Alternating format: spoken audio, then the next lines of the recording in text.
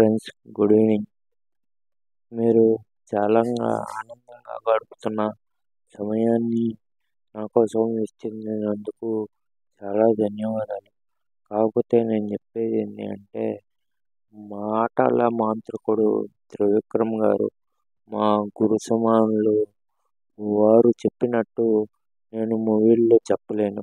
కాకపోతే నేను మీకు చెప్పేది ఒకటే, అప్పు ఇచ్చేవాడు ఉన్నంత వరకు పుచ్చుకునేవాడు ఉంటాడు. కాకపోతే ఇచ్చేవాడికి ఎన్ని కష్టాలున్నా అప్పు ఇచ్చిన వాడికి ఆ కష్టాలు తెలియవు. తీర్చేటప్పుడు తెలిసిద్ది ఆ బాధ. ఆ బాధ మీరు పొందకుండా ఉండాలి అంటే ముందుగా చేయవలసింది ఏంది? అప్పు చేయకుండా ఉంటాం. ఆ తప్పు చేయకుండా ఉండాలి అని మనస్ఫూర్తిగా కోరుకుంటూ మీ శ్రేయోభిలాషి.